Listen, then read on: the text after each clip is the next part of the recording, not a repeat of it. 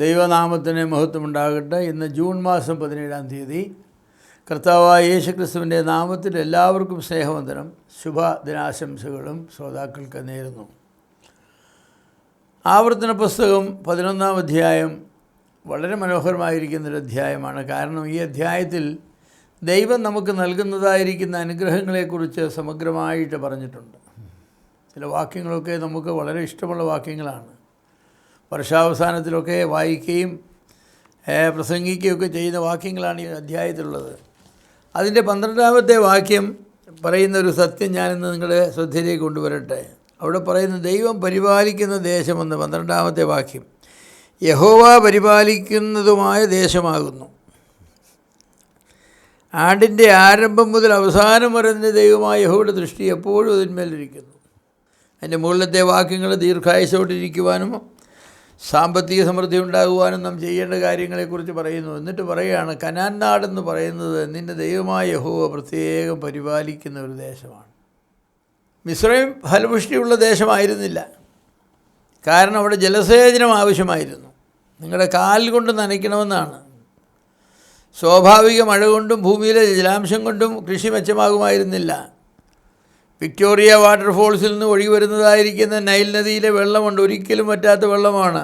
ആ വെള്ളം അവർ കാലുകൊണ്ട് ചവിട്ടി പ്രവർത്തിപ്പിക്കുന്ന ജലചക്ര സേവനങ്ങൾ, അതാണ് അവർ ചെയ്ത് അവിടെ പച്ചക്കറിയും എല്ലാ പ്രദേശങ്ങളും ഉണ്ടാക്കിയിരുന്നത്.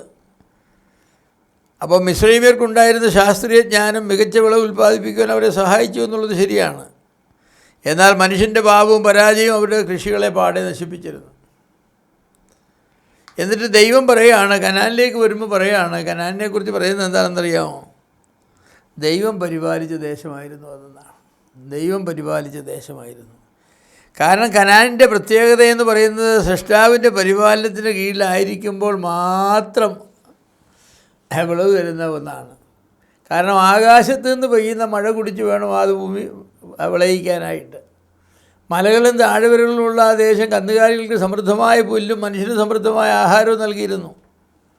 താഴ്വരകൾ വെള്ളത്താൽ സമൃദ്ധമായിരുന്നതിനാൽ വെള്ളം ധാരാളം ആവശ്യമായിരുന്ന വിളകൾ താഴ്വരകളിലും വെള്ളം കുറവ് വേണ്ട മലകളിലും കൃഷി ചെയ്യാമായിരുന്നു.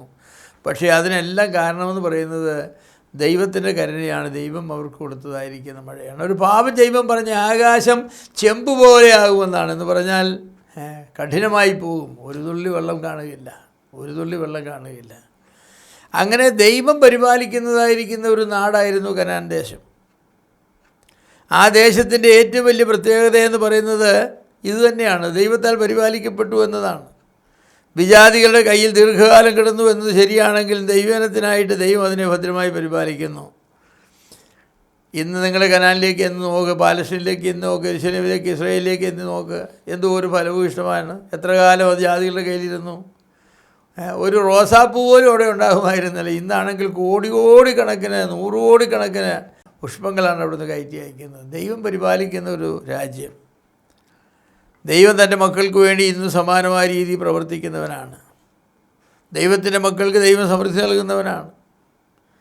ഇന്നും നമുക്ക് ആവശ്യമായ മഴയും മഞ്ഞും നൽകുന്നവനാണ്. പക്ഷേ അതിനെല്ലാം പിന്നിലൊരു കാര്യമുണ്ട്. ദൈവത്തിൻ്റെ ഔദാര്യമാണ്. പക്ഷേ ആ ഔദാര്യം ലഭിക്കുവാനായിട്ട് നാം എന്ത് ചെയ്യണം? നാം തീർച്ചയായിട്ടും ദൈവത്തെ അനുസരിക്കേണ്ടത് വളരെ വളരെ ആവശ്യമാണ്. ഈ ഭാഗത്ത് അതിൻ്റെ 9-ാമത്തെ വാക്യത്തിൽ ദൈവം പറയുന്നുണ്ട്, യഹോവ നിങ്ങളുടെ പിതാക്കന്മാർക്കും അവരുടെ സന്തതിക്കും കൊടുക്കുമെന്ന് അവരോട് സത്യം ചെയ്ത ദേശമായി പാലും തേനും ഒഴുകുന്ന ദേശത്ത് നിങ്ങൾ ദീർഘായുസ്സോടെ ഇരിപ്പാനായി ഇന്ന് ഞാൻ നിങ്ങളോട് ആജ്ഞാപിക്കുന്ന കൽപ്പനകളൊക്കെയും പ്രമാണിച്ച് നടപ്പിക്കുന്നതാണ്. നീ ദീർഘായുസ്സോടെ ഇരിക്കാനായിട്ട് ഞാൻ നിനക്ക് നൽകുന്ന കൽപ്പനകളെ അനുസരിച്ച് നടക്കണം. ദൈവം പരിപാലിക്കുന്ന ദേശത്ത് ദൈവം പറഞ്ഞിട്ടുള്ള പ്രമാണം അനുസരിച്ച് ജീവിക്കണം. അങ്ങനെ ജീവിച്ചാലുള്ള ഗുണം എന്താണെന്നറിയാമോ? നമ്മുടെ ആയുസ് താനേ വർദ്ധിക്കും. നാം ദീർഘായുസ്സോടെ ഇരിക്കും. ഇല്ലെങ്കിൽ ജ്വരം വന്നും ക്യാൻസർ വന്നും വന്യമൃഗങ്ങൾ കൊന്നും ഒക്കെ ആയിട്ട് നമ്മുടെ ആയുസ് കുറഞ്ഞു പോകും. എൻ്റെ പ്രിയമുള്ളവരെ, ദൈവം പരിപാലിക്കുന്ന ദേശത്താണ് നാം ജീവിക്കേണ്ടത്. കേരളത്തെ പറ്റി പറയാറുണ്ടല്ലോ, ഗോഡ്സ് ഓൺ കൺട്രി എന്ന്. നിങ്ങളൊന്ന് സൂക്ഷിച്ച് നോക്കിയാൽ ഇത് വാസ്തവത്തിൽ ദൈവം അനുഗ്രഹിച്ച ഒരു നാട് തന്നെയാണെന്നുള്ളൊരു സംശയമില്ല. എന്നാൽ ഇന്ന് ഈ നാടിനെക്കുറിച്ച് എന്താ പറയേണ്ടത്? പന്നി ഇറങ്ങിയിട്ട് നടക്കാൻ വയ്യ, പട്ടി മുഖാന്തരം നടക്കാൻ വയ്യ, പാമ്പ് മുഖാന്തരം നടക്കാൻ വയ്യ, ആന മുഖാന്തരം കൃഷിയൊന്നും കിട്ടുന്നില്ല, അല്ലേ? എന്താ സംഭവിച്ചെന്നറിയാമോ? ദൈവത്തെ മറന്ന് മനുഷ്യൻ ജീവിക്കാനായിട്ട് തുടങ്ങി. മദ്യവും മയക്കുമരുന്നും വ്യഭിചാരവും കൊള്ളിക്കരുതാഴികയും കൊണ്ട് ഈ ദേശം നശിച്ചു. കേരളം ദൈവത്തിൻ്റെ നാടാണെങ്കിൽ ദൈവത്തിൻ്റെ പ്രമാണമനുസരിച്ച് ജീവിക്കണം, എങ്കിൽ മാത്രമേ ഇവിടെ അനുഗ്രഹം ഉണ്ടാവൂ. ദൈവത്തിൻ്റെ നാടാണെന്ന് പറഞ്ഞിട്ട് തോന്നിയാസം ജീവിച്ചാൽ ഇസ്രയേലിന് പറ്റിയതായിരിക്കുന്ന ഗതികേട് തന്നെ നമുക്കും പറ്റും. ദൈവം അവരെ അവിടെ ഒന്ന് പറിച്ചെറിഞ്ഞ് കളഞ്ഞു. ദൈവത്തിൻ്റെ പ്രമാണങ്ങളെ ലംഘിച്ച് ജീവിച്ച് ദൈവം അവർക്ക് നൽകാമെന്ന് പറഞ്ഞ അനുഗ്രഹങ്ങൾ അവർക്ക് ലഭിക്കുവാനായിട്ട് ഇടയായില്ല. നമ്മുടെ ജീവിതത്തിലും അങ്ങനെയുള്ള തെറ്റുകൾ വന്നു ചേരാം. ദൈവമക്കളായിരിക്കും നമ്മളെപ്പോഴും വിശ്വസ്തയോടുകൂടെ ദൈവത്തിൻ്റെ പ്രമാണങ്ങളെ അനുസരിച്ച് ജീവിക്കേണ്ടത് ആവശ്യമാണ്.